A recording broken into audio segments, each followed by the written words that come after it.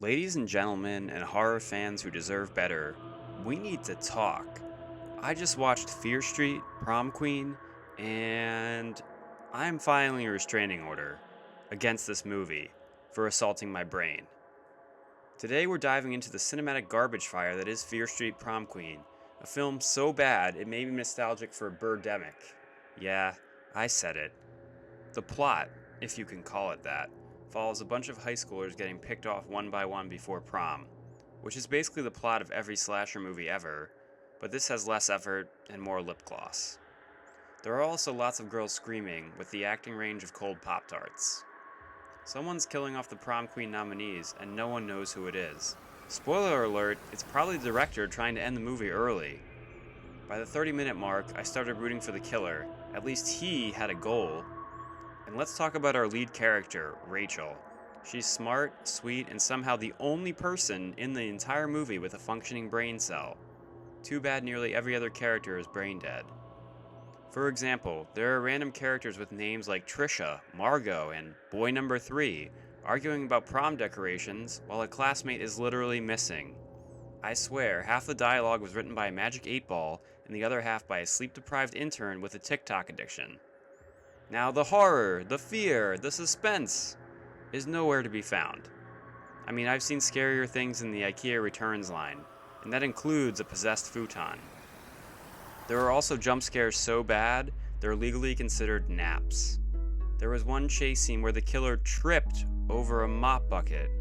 I paused the movie, rewound it, and watched it 6 times. Not because it was good, because it was the only joy I had left in this movie. Visually, it's lit like a Target at 2 a.m.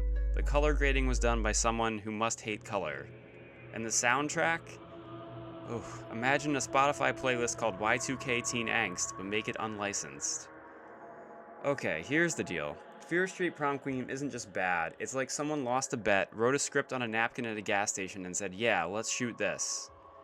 You ever watch The Shining? You know how every frame feels like it's whispering, something's not right. You sit there, eyes wide, sweating, even when nothing's happening. That movie builds dread like a master sculptor. Fear Street Prom Queen builds boredom like it's trying to win a contest. There's no suspense, no tension, just a lot of hallway walking and Botox-level facial expressions. In The Shining, Jack Nicholson goes from writer with mild cabin fever to axe-wielding maniac, with a terrifying slow burn spiral that sticks in your soul. In Prom Queen, we get a villain who feels like they were edited in during post-production. Yes, it's that bad. The killer has less presence than the sound guy. At least Jack Torrance had motives. This movie's killer feels like they just wanted the last cupcake and snapped. Stanley Kubrick cared about lighting, pacing, symbolism. He shot one scene 127 times just to get it right. Meanwhile, Fear Street Prom Queen looks like it was filmed entirely during lunch breaks. Every shot is either too close, too dark, or just aggressively meh. I've seen more thoughtful cinematography in a high school TikTok. And don't even get me started on the dialogue. The Shining gave us, here's Johnny. Prom Queen gave us, you're just jealous because you're not nominated. Legendary. Really. Shakespeare is crying somewhere. But you know what the biggest sin is? It's not that it's cheesy. Cheesy can be fun. It's that it thinks it's scary. It walks into the horror section with confidence, like it belongs. Meanwhile, The Shining sits at the top shelf like royalty, and Prom Queen is trying to sneak in wearing a fake mustache and a Spirit Halloween hoodie. If The Shining is a 5-course meal, Prom Queen is cold fries someone found under the car seat. Look, I get it. It's based on an R.L. Stine book, but even Goosebumps had better monsters, and one of those monsters was literally a sponge. While there are worse horror movies, there are definitely better ones as well. This just feels aggressively average at best.